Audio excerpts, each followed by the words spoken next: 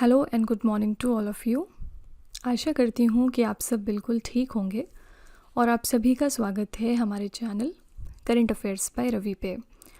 तो फ्रेंड्स, ये हैं हमारी डेली करंट अफेयर्स की क्लासेस और यहाँ पर हम हर दिन मोस्ट इम्पॉर्टेंट 15 करंट अफेयर्स को डिटेल में डिस्कस करते हैं, प्रॉपर एक्सप्लेनेशन और साथ ही रिवीजन के साथ साथ। ठीक है, तो फ्रेंड्स, आज की क्लास में हम बात करने वाले हैं 24 मार्च 2026 के 15 मोस्ट इम्पॉर्टेंट करंट अफेयर्स के बारे में।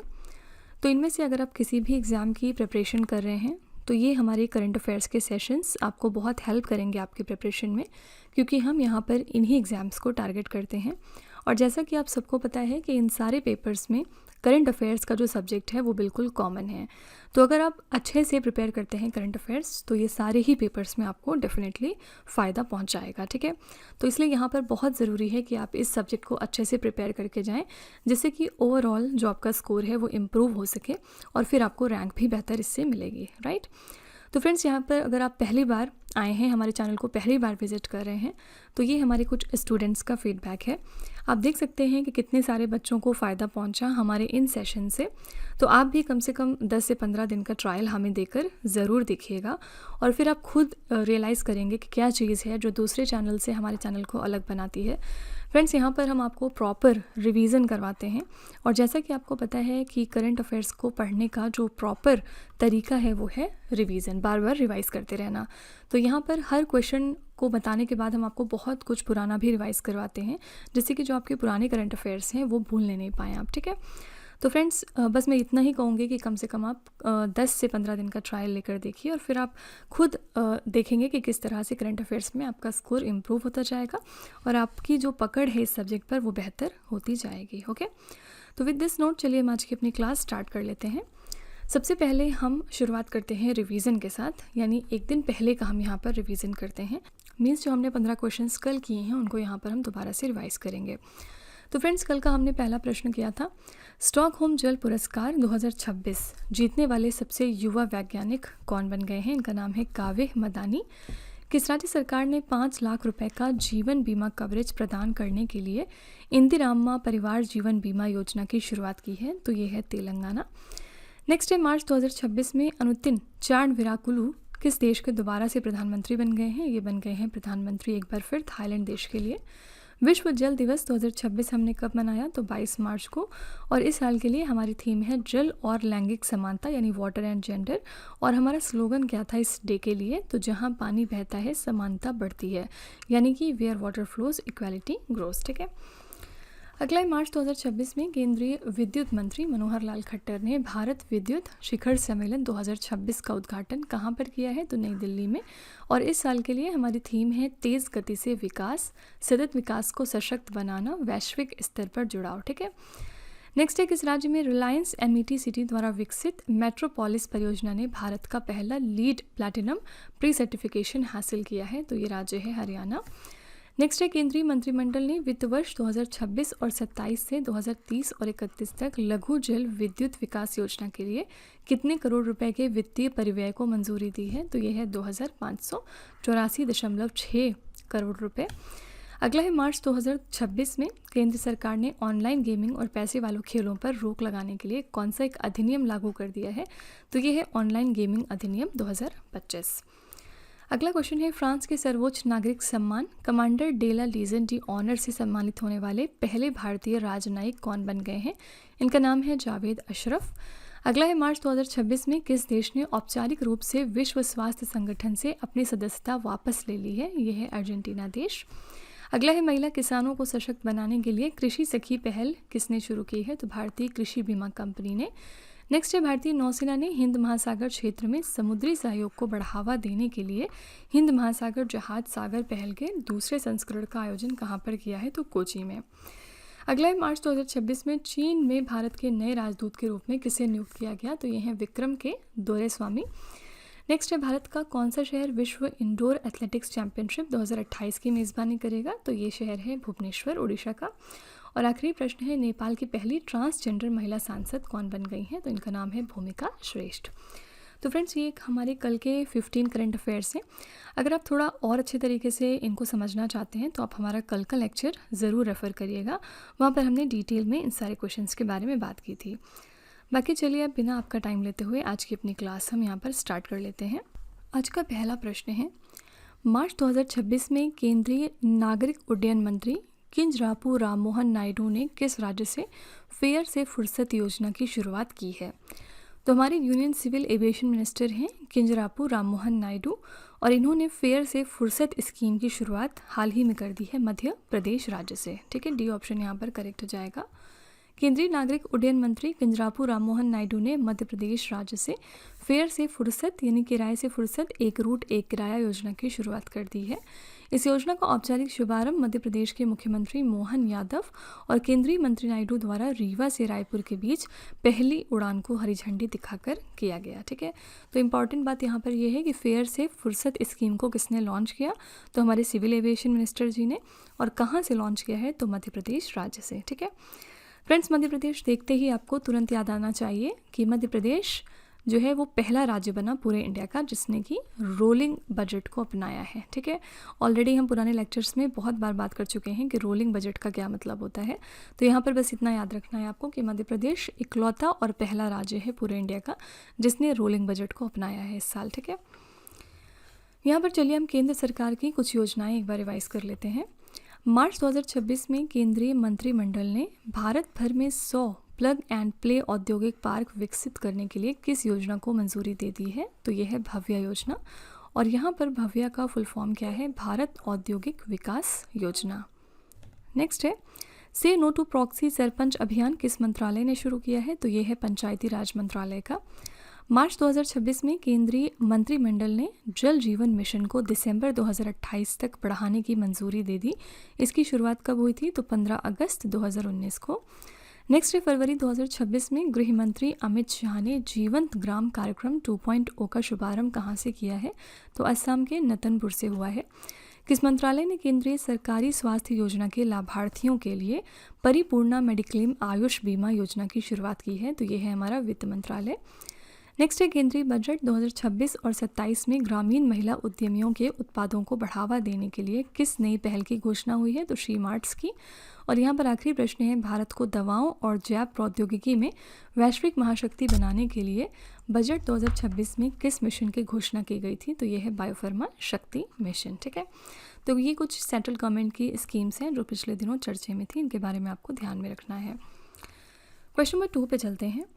Institute for economics and peace द्वारा जारी वैश्विक आतंकवाद सूचकांक 2026 में भारत को क्या स्थान मिला है? तो ग्लोबल टेररिज्म इंडेक्स 2026 रिलीज़ हो गया है institute for economics and peace द्वारा और इसमें भारत को रैंक दी गई है 13। ठीक है, 13th पोजीशन पर हम हैं। तो वैश्विक आतंकवाद सूचकांक 2026 में भारत 13वें स्थान पर है, जो ये दर्शाता है कि देश पर आतंकवाद का प्रभाव पिछले वर्ष की तुलना में कम हुआ है। पाकिस्तान पहली बार शीर्ष स्थान पर पहुंच गया जहां 1139 मौतें दर्ज की गईं। ये report institute for economics and peace द्वारा जारी की गई है। ठीक है, आतंकवाद से प्रभावित शीर्ष 3 देश कौन से हैं? पहले स्थान पर है पाकिस्तान, दूसरे स्थान पर बुर्किना फासो और तीसरे स्थान पर यहाँ नाइजर है। ठीक है, तो यहाँ पर याद रखिएगा कि इंडिया की रैंक ओवरऑल क्या है? तो 13th और फर्स्ट पोजीशन पर कौन सा देश था? तो ये है पाकिस्तान। देखिए, कोई भी अगर रिपोर्ट रिलीज़ होती है तो उनमें से कुछ रिपोर्ट्स ऐसी हैं जो हमेशा ही आपके एग्ज़ाम में पूछी जाती हैं। जैसे कि अक्सर हम लोग बात करते रहते हैं हिंडले पासपोर्ट इंडेक्स के बारे में। बहुत बार मैंने आपको रिवाइज़ करवाया है ऑलरेडी कि इसकी जो लेटेस्ट रैंकिंग है उसके हिसाब से इंडिया की रैंक यहाँ पर क्या है? 75th। ठीक है, और 75th रैंक के साथ हमें 56 देशों में वीज़ा फ्री एंट्री मिलती है। और फर्स्ट पोजीशन पर अगर हम देखेंगे तो यहाँ पर सिंगापुर देश फर्स्ट स्थान पर है और यहाँ पर इनके पास 192 देशों का वीज़ा फ्री एंट्री का टिकट है। ठीक है, तो यहाँ पर याद रखिएगा फर्स्ट पोजीशन पर है सिंगापुर और यहाँ पर इंडिया की रैंक है 75। इसी के साथ एक और रिपोर्ट है जो पिछले दिनों आई थी और ये भी आपके एग्ज़ाम में हमेशा ही पूछी जाएगी, पूरे साल में ये क्वेश्चन पूछ लिया जाता है वर्ल्ड हैप्पीनेस इंडेक्स के बारे में। ठीक है, वर्ल्ड हैप्पीनेस रिपोर्ट जो रिलीज़ हुई है, याद रखिएगा इसमें फिनलैंड जो है वो 9th बार फर्स्ट पोजीशन पर रहा है। फिनलैंड इसमें फर्स्ट पर था, याद रखिएगा।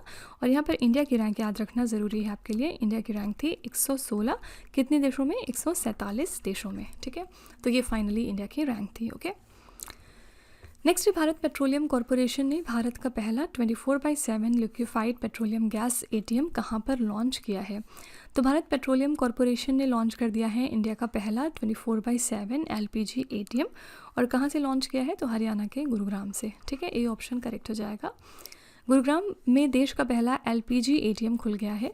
ये एलपीजी वेंडिंग मशीन एटीएम की तरह ही काम करती है, जहाँ से लोग सिर्फ 2-3 मिनट में गैस सिलेंडर प्राप्त कर सकते हैं। ठीक है, तो जैसा कि हमें पता है कि आजकल बहुत ज़्यादा शॉर्टेज चल रही है गैस सिलेंडर्स की, तो फाइनली ये इंडिया का पहला 24/7 एलपीजी एटीएम है जो कि हरियाणा के गुरुग्राम में इंस्टॉल किया गया है। ओके, हरियाणा का गुरुग्राम किस लिए फेमस है? क्योंकि यहाँ पर हमारा इंटरनेशनल सोलर अलायंस का हेडक्वार्टर मौजूद है। राइट, इंटरनेशनल सोलर अलायंस जो है ये कौन से 2 देशों का इनिशिएटिव है? इंडिया और फ्रांस का। 2015 में इस बॉडी को इस्टेब्लिश किया गया था। ठीक है, अब एक बार ऑप्शंस भी देखा करिए फ्रेंड्स यहाँ पर, क्योंकि टाइम कम होता है तो मैं आपको बहुत ज़्यादा चीज़ें नहीं बता सकती, लेकिन आप खुद ये चीज़ें, ये जो स्किल है इसको डेवलप करने की कोशिश किया करिए अपने अंदर कि किस तरह से आपको किसी भी चीज़ को देख के आपके माइंड में स्ट्राइक होना चाहिए कि आप इसके बारे में करंट अफेयर्स के रिलेटेड क्या जानते हैं। ठीक है, जैसे यहाँ पर हमने पढ़ा मुंबई शहर, तो आपको तुरंत याद आना चाहिए कि यहाँ पर इंडिया की पहली म्यूज़िकल रोड हाल ही में डेवलप की गई है। ठीक है, इंडिया की फर्स्ट म्यूज़िकल रोड यहाँ पर बनी है। तो यहाँ पर क्या होगा कि जब भी कभी कोई गाड़ी 60 से 80 की स्पीड पर चलेगी तो यहाँ पर आपको जय हो की धुन सुनाई देगी। ठीक है, तो इसी के साथ ये इंडिया की फर्स्ट म्यूजिकल रोड बनी है। क्वेश्चन नंबर 4 है विश्व मौसम विज्ञान दिवस 2026 कब मनाया गया है? तो वर्ल्ड मेट्रोलॉजिकल डे 2026 हम हर साल ऑब्जर्व करते हैं 23 मार्च को। ए ऑप्शन करेक्ट हो जाएगा। विश्व मौसम विज्ञान दिवस 23 मार्च 1950 को विश्व मौसम विज्ञान संगठन की स्थापना के उपलक्ष्य में मनाया जाता है। इस दिवस का पहला आयोजन वर्ष 1961 में किया गया था और इस साल के लिए हमारी थीम है आज का अवलोकन, कल की सुरक्षा, यानी ऑब्जर्विंग टुडे प्रोटेक्टिंग टुमारो। ठीक है, तो यहाँ पर करेक्ट आंसर हो जाएगा 23 मार्च। इस दिन हम सेलिब्रेट करते हैं वर्ल्ड मेट्रोलॉजिकल डे। यहाँ पर ऑप्शन में है 21, 22 और 24 मार्च। आइए देखते हैं इस दिन हम क्या मनाते हैं। 21 मार्च को आपका 2 इंपॉर्टेंट डे होता है। पहला आपका हो गया वर्ल्ड फॉरेस्ट्री डे और दूसरा हो गया वर्ल्ड पोइट्री डे। ठीक है, 2 चीज़ें यहाँ पर होती हैं, 2 चीज़ें हम सेलिब्रेट करते हैं इस दिन। 22 मार्च को एक बहुत ही फेमस डे होता है जो अक्सर एग्जाम में पूछा जाता है और ये है वर्ल्ड वाटर डे। ठीक है, और 24 मार्च को आपका होता है वर्ल्ड ट्यूबरक्यूलोसिस डे, यानी हम इस बीमारी की गंभीरता के बारे में इस दिन चर्चा करते हैं। ठीक है, क्वेश्चन नंबर 5 है किस नेता के 8,930 दिनों के रिकॉर्ड को पीछे छोड़ते हुए प्रधानमंत्री नरेंद्र मोदी 22 मार्च 2026 को भारत में सबसे लंबे समय तक निर्वाचित सरकार के प्रमुख बन गए हैं? तो finally prime minister Modi ji जो हैं वो लॉन्गेस्ट सर्विंग हेड बन गए हैं of an elected government in India. और आपको बताना है किसी के साथ इन्होंने किसका रिकॉर्ड सरपास किया है। तो यहाँ पर आपका करेक्ट आंसर हो जाएगा डी ऑप्शन, पवन कुमार चामलिंग का। ठीक है, तो भारत में मुख्यमंत्री और प्रधानमंत्री के रूप में संयुक्त रूप से 8,931 दिन पूरे कर लिए हैं नरेंद्र मोदी जी ने और इतने लंबे समय तक निर्वाचित सरकार के प्रमुख रहने वाले नेता बन गए हैं। उन्होंने 22 मार्च 2026 को ये ऐतिहासिक उपलब्धि हासिल कर ली है। पीएम नरेंद्र मोदी ने सिक्किम के पूर्व मुख्यमंत्री पवन कुमार चामलिंग के 8,930 दिनों के रिकॉर्ड को इसी के साथ पीछे छोड़ दिया। ठीक है, तो पवन कुमार चामलिंग हैं और लेकिन ये भी याद रखिएगा कि ये कौन से राज्य को बिलोंग करते हैं, कौन से राज्य के पूर्व मुख्यमंत्री थे? तो सिक्किम राज्य के। ठीक है, तो डी ऑप्शन यहाँ पर बिल्कुल करेक्ट हो जाएगा। ऑप्शन में यहाँ पर आपके पास मोरारजी देसाई भी हैं और इनके बारे में आप क्या जानते हैं करंट अफेयर्स। मोरारजी देसाई जो हैं इनका नाम आजकल चर्चे में इस वजह से आया था क्योंकि हमारी फाइनेंस मिनिस्टर जो हैं वो निर्मला सीतारमन, इन्होंने संसद में बजट पेश किया है 9वीं बार। ठीक है, इस साल 2026 में, और इसी के साथ ये फर्स्ट वुमेन फाइनेंस मिनिस्टर बनी जिन्होंने इतने ज़्यादा बार बजट पेश किया है। लेकिन अगर हम मेल और फीमेल दोनों में देखेंगे तो सबसे ज़्यादा बार बजट पेश करने वाले हमारे फाइनेंस मिनिस्टर थे मोरारजी देसाई। इन्होंने 10 बार टोटल बजट पेश किया है। ठीक है, तो इस वजह से ये चर्चे में आ गए थे। ये सारी चीज़ें आपको तुरंत स्ट्राइक करनी चाहिए। क्वेश्चन नंबर 6 है मार्च 2026 में नवगठित राष्ट्रीय दंत चिकित्सा आयोग के पहले अध्यक्ष के रूप में किसे नियुक्त किया गया है? तो ये न्यूली फॉर्म्ड कमीशन है, नेशनल डेंटल कमीशन, और इसके लिए पहले चेयरमैन हाल ही में बनाए गए हैं, C option, doctor Sanjay Tiwari. तो एक ऐतिहासिक नियामक सुधार के तहत भारत सरकार ने दशकों पुरानी डेंटल काउंसिल ऑफ इंडिया के स्थान पर राष्ट्रीय दंत आयोग का गठन कर दिया है। दंत चिकित्सक अधिनियम 1948 के निरस्त होने के बाद ये परिवर्तन आधिकारिक तौर पर 19 मार्च 2026 को प्रभावी हुआ है। ठीक है, तो करेक्ट आंसर हो जाएगा C option, doctor Sanjay Tiwari बन गए हैं पहले चेयरमैन नेशनल डेंटल कमीशन के लिए। ठीक है, यहाँ पर ऑप्शन में डॉक्टर एस जयशंकर हैं। ये कौन है? हमारे एक्सटर्नल अफेयर्स मिनिस्टर हैं। डॉक्टर मनसुख मांडवी के पास 2 पोर्टफोलियो है फिलहाल। पहली बात तो ये कि ये हमारे मिनिस्टर हैं यूथ अफेयर्स एंड स्पोर्ट्स के लिए। दूसरी इंपॉर्टेंट बात ये है कि ये मिनिस्टर है हमारे लेबर एंड एम्प्लॉयमेंट के लिए। ठीक है, और यहाँ पर डॉक्टर अरिंदम भट्टाचार्य जी जो हैं ये एक इंपॉर्टेंट पर्सनैलिटी है, लेकिन एज सच कोई हमारे मिनिस्टर नहीं है। ठीक है, क्वेश्चन नंबर 7 है, किस विधानसभा ने अपने सदस्यों की सहायता के लिए विधान साथी नामक देश का पहला AI सक्षम चैटबॉट लॉन्च किया है?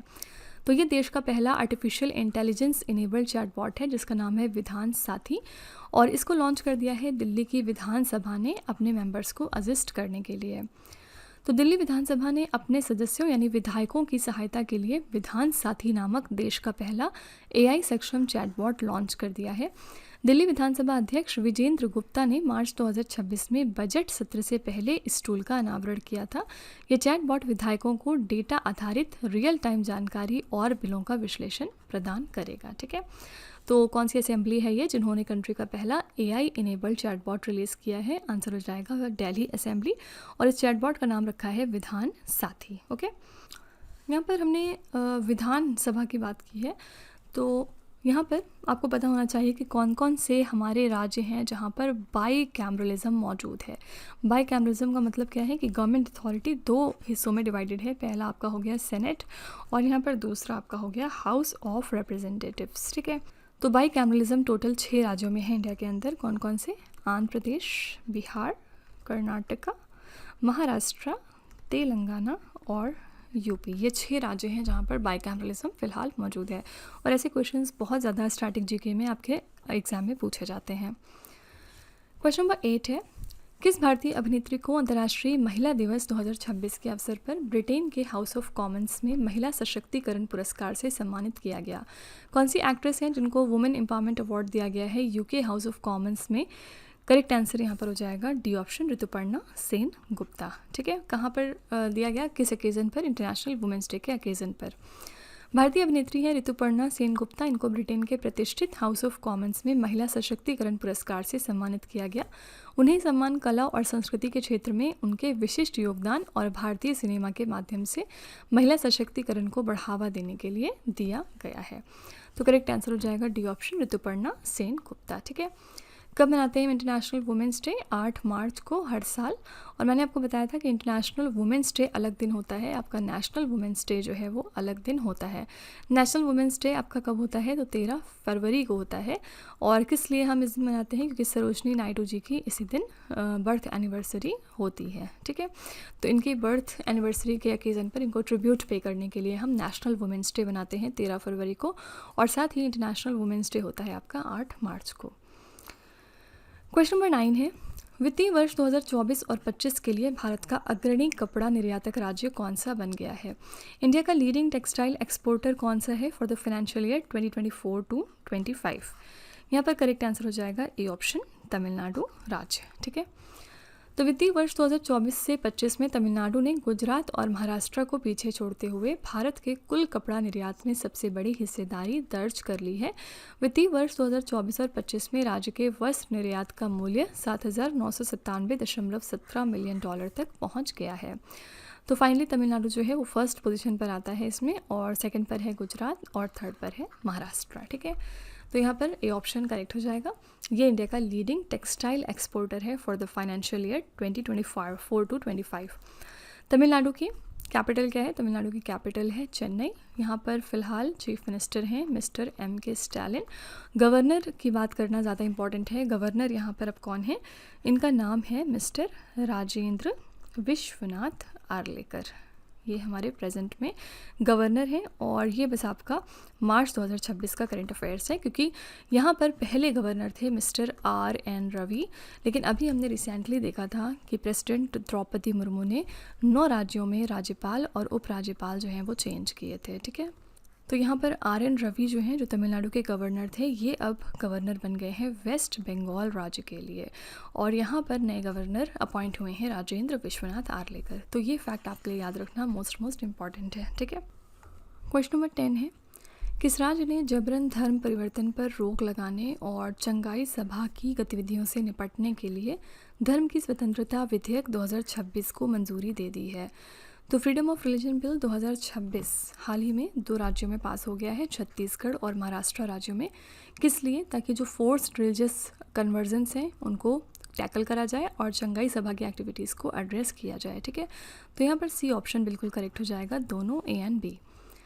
तो छत्तीसगढ़ और महाराष्ट्र ने जबरन प्रलोभन या धोखाधड़ी से धर्मांतरण और चंगाई सभा, ये ईसाई प्रार्थना सभाओं में चंगाई का दावा जैसी गतिविधियों पर लगाम लगाने के लिए कड़े कानूनों को मंजूरी दी है। ठीक है, तो कौन से 2 राज्यों में ये बिल जो है वो पास हो चुका है? याद रखिएगा, छत्तीसगढ़ और महाराष्ट्र राज्य में। सी ऑप्शन यहाँ पर बिल्कुल करेक्ट हो जाएगा, क्योंकि फ्रीडम ऑफ रिलीजन जो है वो आपका एक फंडामेंटल राइट है। ये आपको कौन से आर्टिकल के तहत मिलता है? तो आर्टिकल नंबर 25 से लेकर आर्टिकल नंबर 28 जो है वो बात करता है कि किस तरह से आपको राइट है to the freedom of religion. ठीक है, क्वेश्चन नंबर 11 है, मार्च 2026 में किस केंद्रीय मंत्री को चिकित्सा एवं मधुमेह के क्षेत्र में लाइफ टाइम अचीवमेंट पुरस्कार से सम्मानित किया गया? तो लाइफ टाइम अचीवमेंट अवार्ड यहाँ पर दिया गया डॉक्टर जितेंद्र सिंह को। किस फील्ड में? तो in the field of medicine and diabetes. ठीक है, तो केंद्रीय मंत्री और प्रसिद्ध डायबिटोलॉजिस्ट हैं डॉक्टर जितेंद्र सिंह। इनको चेन्नई में आयोजित MV कॉन 2026 के राष्ट्रीय सम्मेलन में चिकित्सा एवं मधुमेह के क्षेत्र में लाइफ टाइम अचीवमेंट पुरस्कार से सम्मानित किया गया। उन्हें ये पुरस्कार मधुमेह देखभाल, शोध और जन स्वास्थ्य में उनके उत्कृष्ट योगदान के लिए दिया गया है। किसको मिला है? डॉक्टर जितेंद्र सिंह को। ठीक है, तो यहाँ पर B ऑप्शन जो है वो आपका बिल्कुल करेक्ट हो जाएगा। इसी के साथ डॉक्टर जितेंद्र सिंह कौन है? ये हमारे मिनिस्टर ऑफ स्टेट हैं साइंस एंड टेक्नोलॉजी के लिए, ओके, और साथ ही अर्थ साइंसेस के लिए भी। मनसुख मांडविया की बात हमने पीछे की, इनके पास कौन सी हमारी मिनिस्ट्री है? Ministry of youth affairs and sports. और इसके अलावा ये हमारे मिनिस्टर हैं लेबर एंड एम्प्लॉयमेंट के लिए भी। अमित शाह हमारे होम मिनिस्टर हैं और राजनाथ सिंह जो है वो हमारे डिफेंस मिनिस्टर हैं। तो फ्रेंड्स, ये सारी चीज़ें आपको, ये जो बेसिक चीज़ें होती हैं, ये सब पता होनी चाहिए। ठीक है, एग्जाम में कई बार ऐसे क्वेश्चंस पूछे गए हैं। क्वेश्चन नंबर 12 है, मार्च 2026 में कैमरून के याओंडे में आयोजित होने वाले विश्व व्यापार संगठन के 14वें मंत्री स्तरीय सम्मेलन में भारतीय प्रतिनिधि मंडल का नेतृत्व कौन करेंगे? तो इंडियन डेलीगेशन को कौन लीड करेंगे at the 14th ministerial conference of world trade organisation, जो कि कैमरून में आयोजित होगा? आंसर यहाँ पर हो जाएगा C option, mister Piyush Goyal. ठीक है, तो इस सम्मेलन की अध्यक्षता कैमरून के व्यापार मंत्री ल्यूक मैग्लॉयर बारगा अंटागना करेंगे। मंत्री स्तरीय सम्मेलन WTO की सर्वोच्च निर्णय लेने वाली संस्था है, जिसकी बैठक आमतौर पर हर 2 साल में एक बार होती है। तो इसमें सभी 166 सदस्य देशों के व्यापार मंत्री शामिल होते हैं और ये वो मंच है जहां प्रमुख बहुपक्षीय समझौतों पर बातचीत भी होती है। ठीक है, तो करेक्ट आंसर हो जाएगा C option, mister Piyush Goyal. World trade organisation का हेडक्वार्टर कहाँ पर है? स्विट्ज़रलैंड के जेनेवा शहर में। और स्विट्ज़रलैंड के जेनेवा शहर में बहुत सारे इंपॉर्टेंट ऑर्गेनाइजेशंस के हेडक्वार्टर्स हैं, जैसे कि यहाँ पर वर्ल्ड हेल्थ ऑर्गेनाइजेशन का हेडक्वार्टर है, इंटरनेशनल लेबर ऑर्गेनाइजेशन का भी है, वर्ल्ड इंटेलेक्चुअल प्रॉपर्टी ऑर्गेनाइजेशन का है, वीपो का। इसके अलावा United Nations conference on trade and development का भी है। ठीक है, तो बहुत सारी अलग अलग हमारी जो प्रमुख ऑर्गेनाइजेशंस हैं उनका हेडक्वार्टर जेनेवा में मौजूद है। नेक्स्ट है, भगत सिंह, राजगुरु और सुखदेव को श्रद्धांजलि अर्पित करने के लिए शहीद दिवस 2026 हमने कब मनाया? शहीद दिवस हर साल हम 23 मार्च को मनाते हैं। किस लिए? क्योंकि इसी दिन हमारे 3 जो इम्पॉर्टेंट फ्रीडम फाइटर्स थे उनको फांसी दी गई, तो उनको ट्रिब्यूट हम पे करते हैं इसके थ्रू। ठीक है, तो भारत में 23 मार्च को शहीद दिवस के रूप में मनाया जाता है, जो देश के वीर सपूतों भगत सिंह, सुखदेव थापर और शिवराम राजगुरु को समर्पित है, क्योंकि 23 मार्च 1931 को अंग्रेजों ने इन्हें लाहौर जेल में फांसी दी थी। युवा कार्यक्रम एवं खेल मंत्रालय द्वारा 23 मार्च 2026 को आयोजित राष्ट्रव्यापी शहीद दिवस पदयात्रा के लिए थीम क्या रखी गई? मेरा भारत मेरी जिम्मेदारी। ठीक है, तो यहाँ पर करेक्ट आंसर हो जाएगा 23 मार्च। क्यों उन्होंने क्यों इनको फांसी दी गई थी, इसके बारे में थोड़ा सा बैकग्राउंड जानते हैं। सबसे पहले जब साइमन कमीशन आता है, कब आता है, 1928 में, तो इसका प्रोटेस्ट हुआ था और इसके प्रोटेस्ट के रिज़ल्ट में जो लाला लाजपत राय जी हैं इनकी डेथ हो गई थी, क्योंकि यहाँ पर ये प्रोटेस्ट कर रहे थे और एक लाठी चार्ज हुआ ब्रिटिशर्स की तरफ से, जिसकी वजह से उस लाठी चार्ज में हमारे फ्रीडम फाइटर लाला लाजपत राय जी की डेथ हुई। तो एज अ रिज़ल्ट इन्होंने गुस्से में मारा था पी सॉन्डर्स को, जो कि एक ब्रिटिशर थे, ठीक है, और इन्हीं की मौत की सज़ा के तौर पर इनको फांसी सुनाई गई थी, ठीक है। तो अगर आपने मॉडर्न हिस्ट्री पढ़ी है तो आपको ये सारी चीज़ें पता होंगी।